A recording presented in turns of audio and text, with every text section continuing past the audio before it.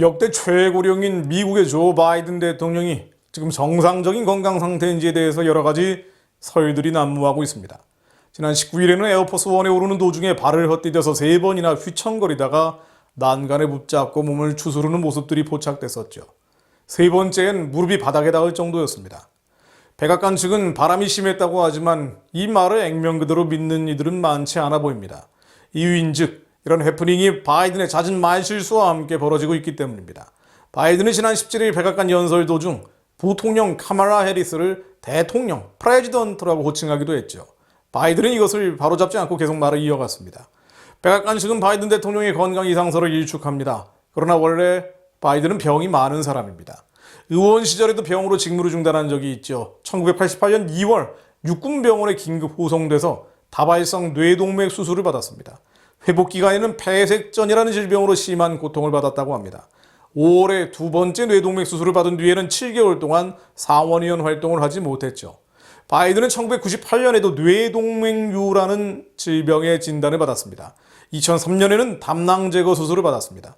그런 만성 질환도 많다고 합니다. 심장병의 일환인 심방세동, 고지혈증, 위식도 역류 증상을 겪고 있고 비충혈 등 계절성 알레르기 증상도 앓고 있습니다. 그야말로 종합병동 수준으로 지병이 많은 사람이죠. 2019년 민주당 후보 경선 기간에도 바이든은 토론 도중에 졸고 있는 모습이 생방송을 타기도 했습니다.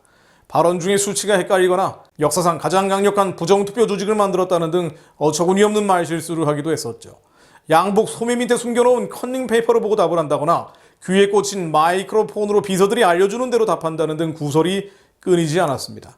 심지어 바이든은 진행성 치매 증상을 앓고 있다는 우려도 많습니다. 자, 이러다 보니 바이든의 재임 중 병사 이야기가 나옵니다. 실제로 미국에서는 재임 중 병사 대통령이 4명이나 있습니다. 백악관에서 병사한 최초의 대통령은 제9대 윌리엄 해리슨입니다.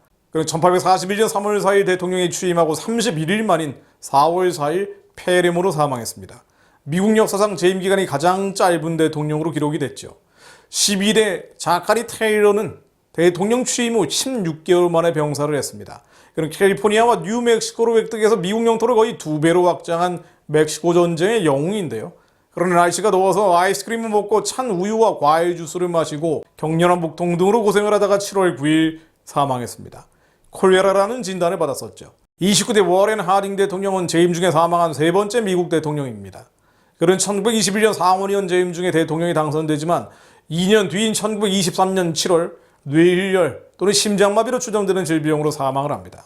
32대 프랭클린 루즈벨트 대통령은 1944년 대통령직에 4번째 도전한 뒤에 전쟁이 끝나면 사임하겠다고 선언을 했습니다.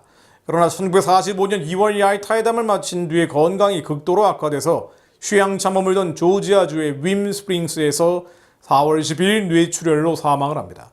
잘 아시는 것처럼 대통령이 병사하면 미국에서는 부통령이 자녀 임기를 채우게 됩니다. 만일 바이든이 유고하게 될 경우 부통령 카말라 해리스가 바통을 이어받는다는 것을 의미합니다. 그런데 해리스는 민주당 내에서도 급진 좌파로 분류되는 인물이죠. 해리스는 동성애 낙태의 전면 허용과 지원은 물론 증세와 국방비 감소 등을 주장하고 시일가스 생산에 반대하고 불법 입국자에 대해서는 무상의료 지원을 주장하는 등 과거 트럼프의 모든 정책에 반대해 왔습니다. 민주당 대선 후보 경선 중에는 바이든을 가장 극렬하게 비난하던 후보가 또한 해리스였죠. 이런 해리스가 미국 대통령직을 잇게 되면 바이든 이상의 극좌 문화혁명이 미국에서 일어날지 모릅니다.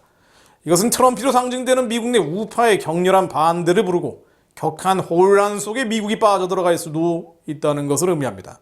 그러나 어떠한 혼란도, 혼돈도, 국가적 재앙도 미국 교회의 각성과 회복을 향한 하나님의 주권 아래 이루어지고 있다는 것을 우리는 명심할 필요가 있습니다.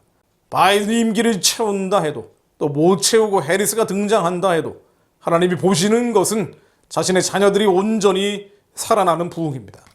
우리는 미국의 모든 상황을 주님께 올려드리며 기도합니다. 마지막 때 세계 선교의 완성을 향한 거룩한 밑줄기가 미국과 한국에서 올라갈 수 있기를 기도합니다. 열왕기상 11장 38절입니다. 내가 만일 내가 명령한 모든 일에 순종하고 내 길로 행하며 내 눈에 합당한 일을 하며 내 종 다윗이 행함같이 내 율례와 명령을 지키면 내가 너와 함께 있어 내가 다윗을 위하여 세운 것 같이 너를 위하여 견고한 집을 세우고 이스라엘을 내게 주리라. 내가 이로 말미암아 다윗의 자손을 괴롭게 할 것이나 영원히 하지는 아니하리라 하셨느니라 한지라.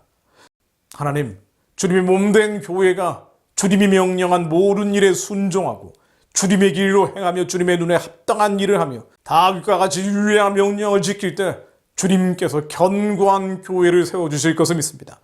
견고한 교회를 세우사 이스라엘로 모든 민족이 복을 받게 하신 것처럼 교회로 인해 모든 백성이 복을 받게 해주심을 또한 믿습니다.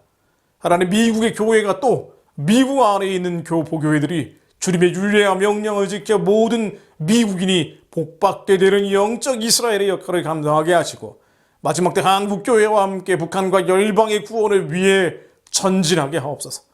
미국의 혼돈과 혼란이 더 커져 더 괴로워지기 전에 깨달아 하나님의 선하신 뜻을 깨달아 주님께 돌아오는 교회들이 일어서게 하옵소서. 예수 그리스도 이름으로 기도했습니다. 아멘.